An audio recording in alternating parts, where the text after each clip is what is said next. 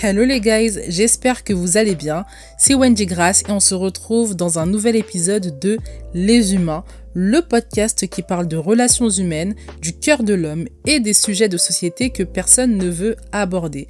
Si tu découvres ce podcast, ajoute-le à ta bibliothèque pour ne manquer aucun épisode. Aujourd'hui, on parle des commérages.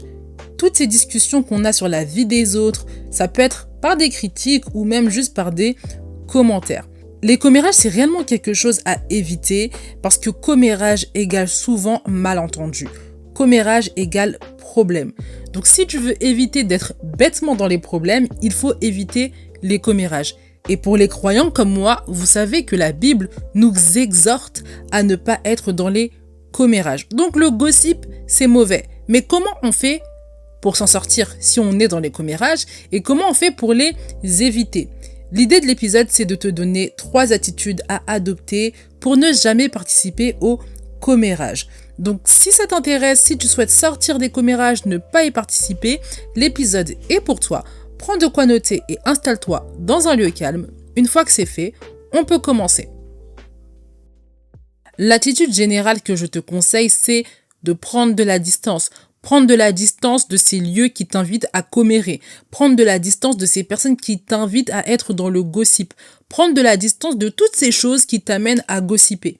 Donc ça va être prendre de la distance de tout ce qui est réseaux sociaux. Ça va être prendre de la distance de cette attitude de toujours vouloir commenter en dessous des posts des gens, même quand ça te regarde pas, tu veux toujours mettre un commentaire. Ça révèle que tu es prompte au commérage.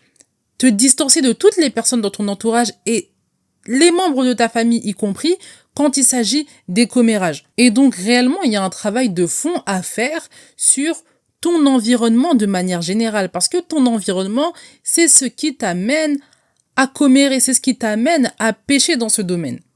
Autre chose, et des activités, et des passions, et une vie chargée. Pourquoi je te dis ça ? Parce que le commérage, c'est souvent l'activité qui nous sort de l'ennui, c'est l'activité qui nous sort de notre train-train quotidien. C'est ça le commérage. Quand t'as pas de vie, quand t'as une vie qui se résume à métro, boulot, dodo, t'as pas de passion, t'as pas d'activité, t'as pas de croyance, t'as rien, t'as pas d'occupation, naturellement tu vas te diriger pour te sortir de l'ennui, pour te sortir de cette routine, tu vas te diriger vers le commérage. C'est une solution de substitution à ton ennui en fait. D'expérience, je sais que les personnes dans ma famille ou même dans mon voisinage qui sont beaucoup dans les commérages, c'est des personnes qui soit ne travaillent pas, soit des personnes qui ont une routine et qui ne sortent pas de leur routine, qui n'ont pas des choses à faire. C'est des personnes qui s'ennuient en fait. Donc si tu t'ennuies, rappelle-toi que naturellement tu vas aller vers le commérage. Donc le but, c'est de te remplir d'occupations qui vont t'occuper l'esprit, qui vont te désennuyer. J'aimerais aussi dire que c'est possible de ne pas participer au commérage, même si tu as vécu dans une famille où c'est la culture, et même si tu es souvent avec ta famille actuellement où c'est la culture. Il y a des techniques, il y a des stratégies qui peuvent te permettre de sortir du commérage. C'est pas parce que beaucoup commèrent dans ta famille, beaucoup gossipent dans ta famille que tu dois y participer. Si ne pas participer au commérage, c'est une conviction, c'est une valeur qui est en toi, ne te compromets pas. Ne te compromets jamais par rapport à ce que tu veux être, par rapport aux valeurs que tu estimes.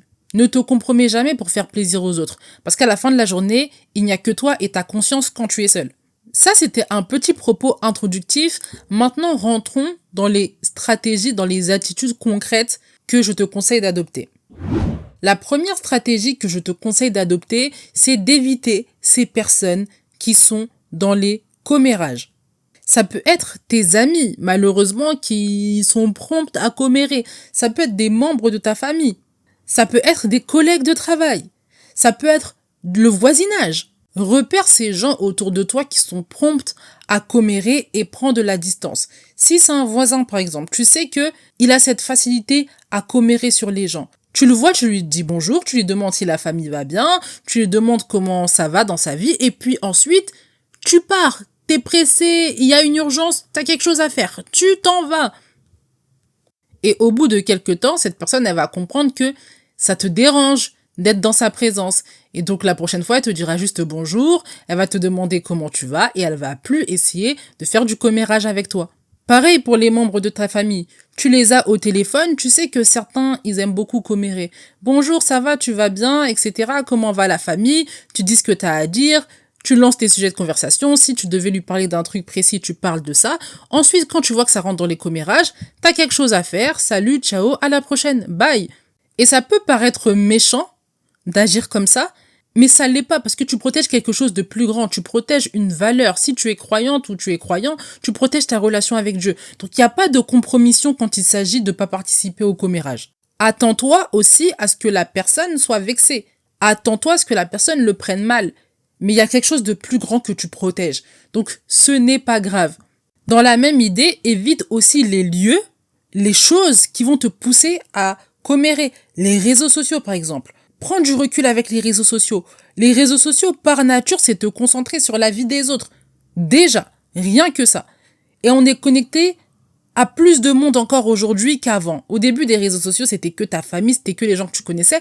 Maintenant, c'est des gens que tu connais pas, c'est des gens que tu admires sur Internet. Regarde moi qui te parle aujourd'hui. Est-ce que tu me connais dans la vraie vie? Il se peut que non, en fait. Donc ouais, je donne des conseils, etc. Mais il y a des moments où je parle de ma vie. Tu vois, donc les réseaux sociaux, Internet de manière générale, va plus te pousser à être dans le commérage, à gossip, à t'intéresser à la vie des autres, que t'intéresser réellement à des choses qui vont te faire grandir, te faire avancer, etc. Donc évite en fait les réseaux sociaux de manière générale, passe de moins en moins de temps sur les réseaux sociaux, donne-toi un défi, donne-toi des deadlines, donne-toi des horaires à ne pas dépasser. Aussi, tout ce qui est télé-réalité, on met à la poubelle. Par nature, la télé-réalité, elle va te pousser à commérer. Elle va te pousser à faire des commentaires. Moi, je me suis rendu compte de ça avec, pas une télé-réalité, mais avec une émission. 4 mariages pour une lune de miel. Je sais pas si vous regardez, celles qui m'écoutent. Avant, je regardais beaucoup 4 mariages pour une lune de miel. Et un jour, je me suis assise, j'ai regardé 4 mariages pour une lune de miel, et je faisais que des commentaires. Je faisais que de donner mon avis. Oh non, sa robe, j'aime pas. Oh non, son repas, c'est pas assez gastronomique, c'est pas bien servi. L'ambiance, j'aime pas beaucoup. Les jeux, je suis pas fan dans les mariages. Enfin, je donnais tout le temps mon avis. À un moment, je me suis arrêtée, je me suis dit, mais depuis tout à l'heure, je ne fais que critiquer. Je ne fais que ça. Et ça m'a dégoûté de me voir dans cette posture, et depuis, j'ai arrêté de regarder 4 mariages pour une lune de miel. J'aime beaucoup regarder les mariages, etc. Mais si c'est que pour critiquer, quel est l'intérêt? Le but de ces émissions, le but des téléréalités, c'est de te faire donner ton avis, c'est de critiquer, c'est de te distraire, c'est ça en fait. Le but, c'est ça. Donc si t'évites ces lieux, si t'évites ces émissions, si t'évites ces endroits où tu es prompt à commérer, le commérage dans ta vie va aussi diminuer. Et qui dit moins de commérage dit moins de problèmes. Et on est d'accord qu'on ne veut pas des problèmes relationnels inutiles dans notre vie. Deuxième attitude à adopter. Sois franc quand il s'agit de ne pas participer au commérage. Cette attitude d'évitement que j'ai proposée, elle va te servir.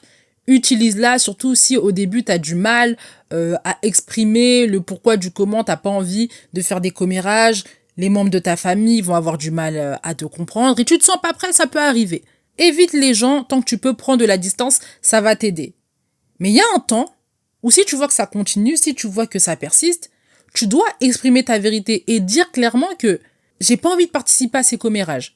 Et pour ça, il y a des phrases magiques qui peuvent t'aider.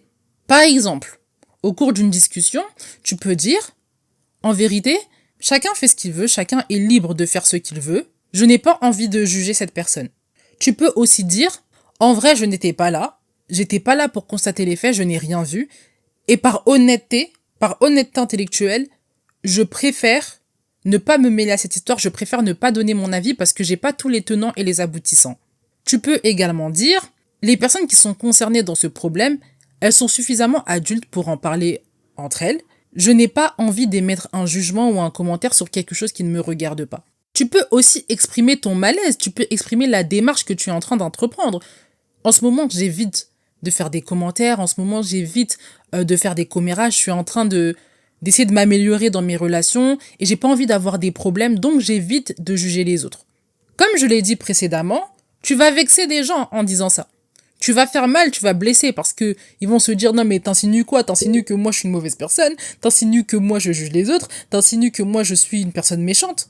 C'est ce qu'ils vont te dire, c'est ce qu'ils vont te répliquer. Mais accepte d'avoir le mauvais rôle pour protéger une valeur qui est plus grande pour toi. Le plus tu vas accepter le mauvais rôle, le plus ça va être facile pour toi de défendre tes convictions, de défendre tes valeurs, de défendre tes opinions. Parce que tu sais que les gens te voient en mal un jour, ils sont vexés 2 jours, mais ça passe. Et à la fin de la journée, ils sont vexés, mais toi, tu as protégé quelque chose qui est plus grand pour toi. Quand tu acceptes ce mauvais rôle, tu sais que il y a des situations où c'est inévitable malheureusement. Tu acceptes ton mauvais rôle, tu défends ta conviction et puis tu es en paix. J'aimerais aussi te dire, dédramatise. Arrête de tout dramatiser. Cette casquette de la méchante personne, tu vas pas l'avoir pendant longtemps. Dans beaucoup de circonstances, dans beaucoup de configurations, tu ne vas pas l'avoir pendant longtemps. De mon expérience, il y a beaucoup de personnes, y compris mes parents, qui m'ont attribué le mauvais rôle, qui m'ont attribué la mauvaise casquette, mais ça n'a pas duré longtemps. Ça n'a pas duré longtemps parce que déjà, je me suis pas laissé avoir par leur jugement, je me suis pas laissé avoir par leur regard, j'ai continué de tracer ma route, et parce que intérieurement, je savais que j'avais raison, je devais défendre ma conviction, je devais défendre mes valeurs, je devais défendre ce que j'estimais bien. Donc si j'estime que je suis dans le bon, j'ai pas de raison de me faire petite, j'ai pas de raison de m'humilier, j'ai pas de raison en fait. Il faut se remettre en question, c'est vrai, parce que des fois on faute. Il faut se remettre en question. Mais parfois tu te remets en question et tu te rends compte que j'ai bien fait en fait. J'ai bien fait, mais malheureusement, on va m'attribuer le mauvais rôle. Dans ce cas-là, je vais pas à la guerre. Je vais pas m'énerver, je vais pas bouder, je connais les humains, je sais comment ils fonctionnent. Je sais que tout humain a cette tendance-là un peu à rendre méchante la personne qui lui a fait du mal ou qui lui a rappelé quelque chose de sa personne, quelque chose que cette personne n'apprécie pas en elle. Ça va passer. Tout ça pour te dire que tu dois pas avoir peur de défendre ta conviction. Tu dois pas avoir peur de défendre ce que tu estimes important. Si tu estimes que ne pas participer au commérage, c'est important, c'est une valeur importante pour toi, tu as envie d'avoir des relations saines, tu veux prendre de meilleures habitudes, défends ta cause. Et pour les croyants, n'oubliez pas que Dieu il est avec vous quand vous défendez vos convictions, quand vous défendez sa justice, quand vous défendez ses convictions. Parce que c'est sa conviction de ne pas participer au commérage. C'est sa conviction. Et puisque c'est sa conviction, il va vous donner les moyens aussi de surmonter la persécution qui va venir avec le fait que vous le défendiez lui. Donc soyez à l'aise par rapport à ça, et si vous lisez votre Bible, vous allez vous rendre compte qu'il y a beaucoup de personnes qui ont été persécutées alors qu'elles disaient la vérité, elles disaient des choses qui étaient vraies en fait.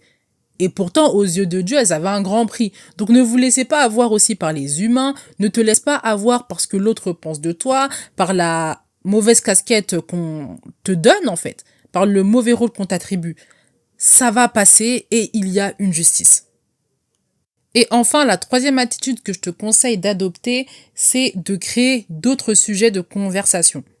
Pour les personnes qui sont beaucoup dans les commérages et depuis longtemps, elles n'envisagent pas les discussions autrement que par le prisme du commérage. Et donc, si toi, tu viens avec de nouveaux sujets de conversation, tu t'intéresses à cette personne, tu t'intéresses à elle, tu partages aussi des choses intéressantes, le commérage, petit à petit, il va aussi disparaître. Pour ça, intéresse-toi aux gens. Intéresse-toi aux gens. Les gens, ils aiment bien parler d'eux. Je préfère que quelqu'un parle de lui, je préfère que quelqu'un me raconte sa vie, plutôt qu'elle me raconte la vie de quelqu'un d'autre. Je préfère m'intéresser à toi, je préfère que tu partages ce que tu penses, que tu partages ton avis sur telle chose, plutôt que tu me parles de quelqu'un d'autre, tu me parles de la vie de quelqu'un d'autre, qu'on discute, qu'on émette des commentaires sur la vie de quelqu'un qu'on ne vit pas en fait. On ne vit pas sa vie à cette personne. Donc pourquoi faire des commentaires? Ça n'a pas de sens. Dans les configurations où tu es obligé d'être avec ces personnes qui gossipent beaucoup, souvent ça va être les réunions de famille ou les fêtes de famille, etc., n'hésite pas à t'intéresser aux autres. Ça va te demander un effort, c'est vrai, mais c'est pour une demi-journée, c'est pour une journée à la rigueur. Sur toute une vie, tu peux faire des efforts pendant une journée. En vérité, surtout si c'est pour éviter de participer au commérage. Intéresse-toi à la vie d'une personne, pose des questions, sois curieuse, sois curieux. Et tu vas apprendre plein de choses, Les gens, ils sont intéressants en vérité. Les gens, ils ont des choses à dire sur eux, mais ils n'ont pas l'espace pour parler d'eux. Toi, offre cet espace et les commérages, ils vont disparaître naturellement. Une astuce qui peut t'aider, c'est de demander un avis sur une question. Ça, c'est intéressant parce que tu demandes l'avis de quelqu'un sur une question, sur une problématique, t'apprends des choses, t'as la perspective d'une autre personne. C'est vraiment intéressant et tu te rends compte qu'il y a des gens qui sont plus intelligents que ce que tu pensais, qui sont plus réfléchis que ce que tu pensais, mais Malheureusement, ils sont toujours plongés dans les commérages, ils sont environnés aussi de personnes qui commèrent, et donc on ne peut pas voir leur potentiel, on ne peut pas voir leur intelligence. Au-delà de s'intéresser aux gens, tu peux aussi changer de sujet de discussion, parler de l'actualité, parler d'autre chose, quitte à commérer. Commérons sur l'actualité, discutons plutôt de l'actualité. Discutons de l'actualité, discutons de ce qui va pas, donnons notre avis sur telle ou telle chose qui s'est passée dans le monde. C'est intéressant. En fait, il y a moyen de parler des gens, il y a moyen de parler des événements plutôt, je dirais, de façon édifiante. Si tu parles d'un politicien et de sa politique, c'est plus édifiant que si tu parles d'un politicien et de sa maîtresse. Donc, il y a moyen de parler d'autrui, en fait. Il y a moyen de parler d'une histoire, d'un événement, de quelque chose, mais que ce soit fait de façon édifiante. Et ça, c'est une autre astuce. Si tu es dans un environnement où il y a du commérage, une personne, par exemple, te raconte des histoires, fait des commentaires, etc. Demande-lui, mais toi, t'aurais fait quoi à sa place? Qu'est-ce que tu lui conseillerais de faire? Comment elle pourrait améliorer cette situation? Essaie de renverser, en fait, la situation, de créer une tournure positive, en fait. Et là, maintenant, c'est intéressant parce qu'on va avoir ton avis. On va voir si toi, tu peux mieux faire les choses. On va voir si toi, t'es intelligent. On va voir si t'es bienveillant. Et là, en fait, ça prend tout de suite une tournure plus positive. Donc, cette attitude, c'est vraiment pour les cas de figure où tu es obligé d'être dans le lieu parce que t'as une réunion de famille, t'es au travail, c'est la pause déj ou que sais-je. Dans ces configurations-là, crée d'autres sujets de conversation. Utilise toutes les astuces que je t'ai données. Elles sont importantes, elles sont intéressantes et elles vont t'aider. L'épisode touche à sa fin, j'espère qu'il t'a plu. J'ai partagé avec toi 3 attitudes à adopter pour ne jamais participer au commérage. Si l'épisode t'a plu, je t'invite à mettre les étoiles et également à le partager. N'oublie pas que tu peux t'inscrire à la newsletter avec le lien en description. On parle également de relationnel. En attendant, médite bien cet épisode. On se retrouve dans le prochain. Bye!